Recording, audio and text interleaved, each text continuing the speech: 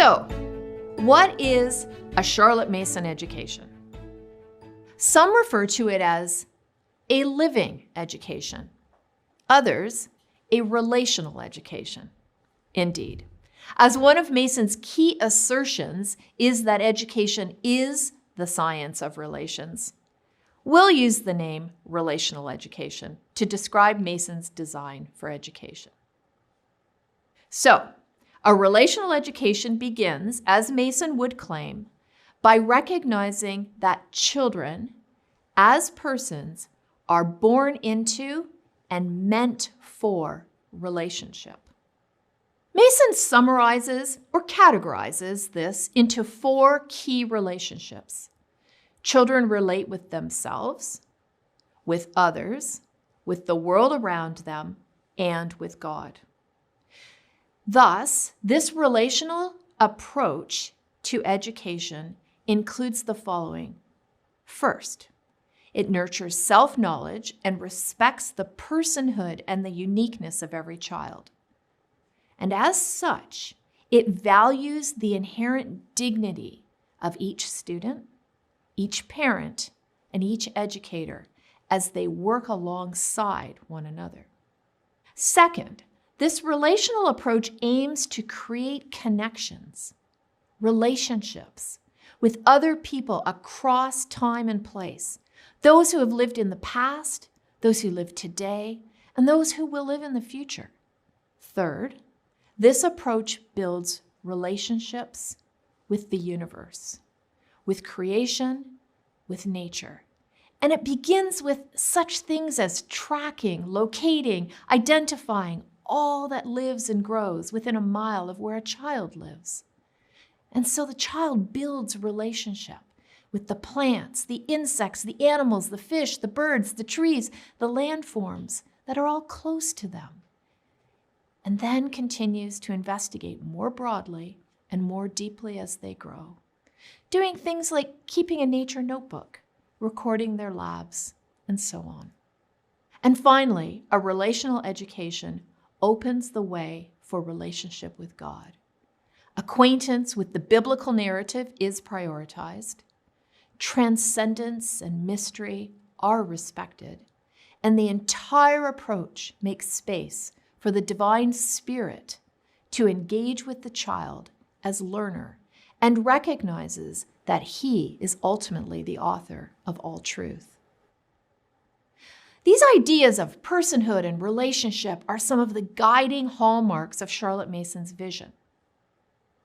So let's talk more about the methods that flow from these relational ideas. What kind of curriculum and lessons fit a vision of education that is so centered on respecting every child as a person and cultivating these many layered relationships? First, a relational curriculum is full. It's full of both books and things, to use Mason's words.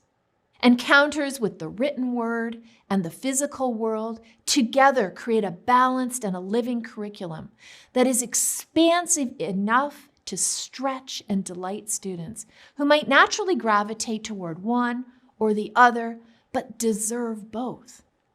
Mason believed that children should be given the very best books, but also given the opportunity to explore the world around them and to engage with real, tangible objects and experiences.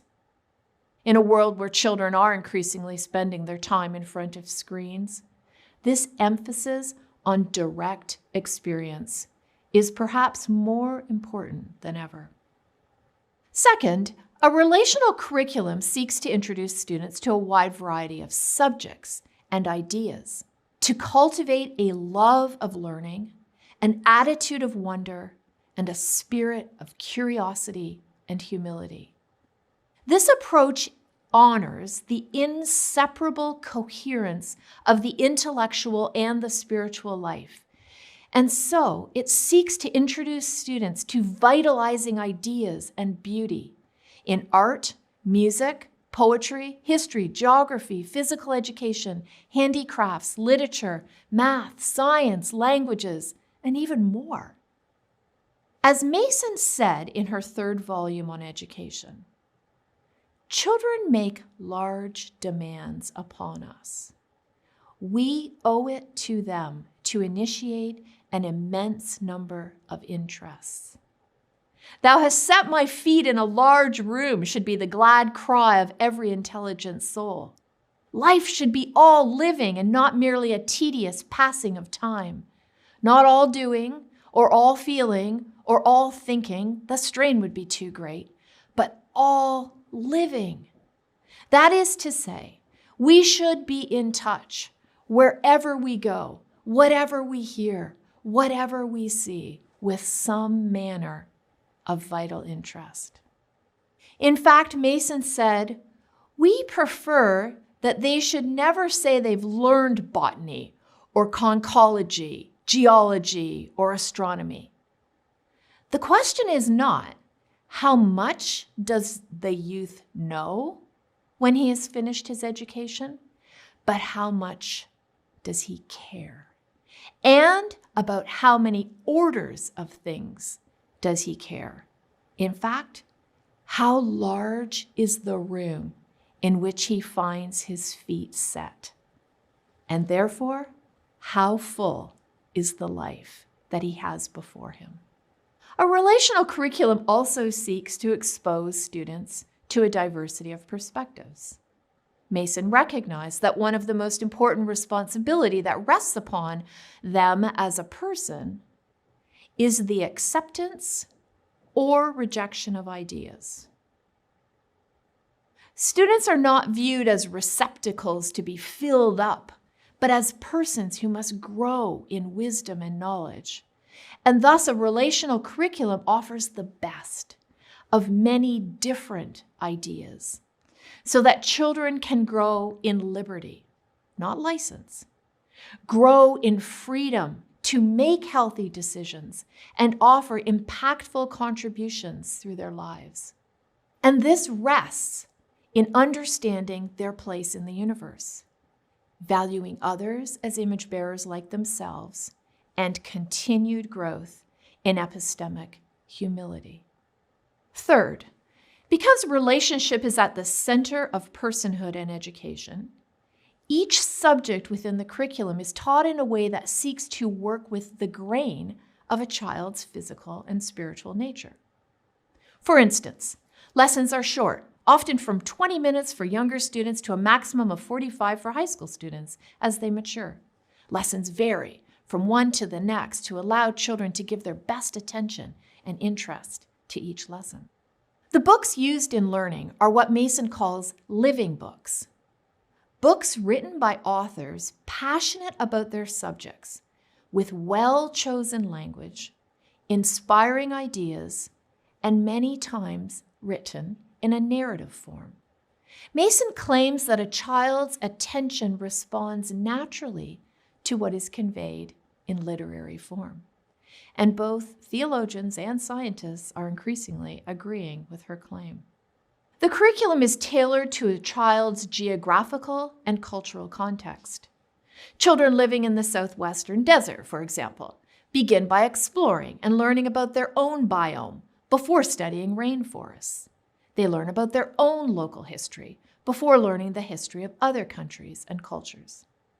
And throughout the curriculum and across the grades, a relational education includes some form of narration. First, it's oral, and then increasingly more varieties of narration as the student matures. The practice of narration is based on this foundational understanding of children as persons who have active minds that must process and digest ideas, presented in order to really know and begin to integrate what they have heard or read. They're not empty pots to fill with information, but they are living, thinking persons that must interact with the feast in front of them. In Charlotte's words, a narration should be original, as it comes from the child. That is, his own mind should have acted upon the matter it has received.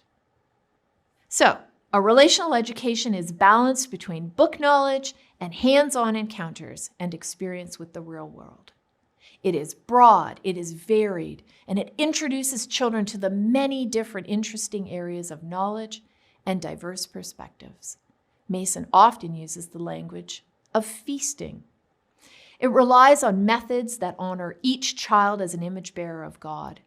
And it aims in all those things to guide children into a deep understanding of themselves, a care for others and for the world around them, and most importantly, a love for Creator and the transcendent, for the one in whom all things hold together.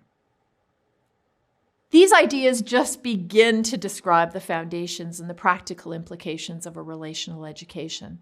They can powerfully transform the way we understand the role of teachers, the nature of students, assessment, curriculum, and so much more in teaching and learning.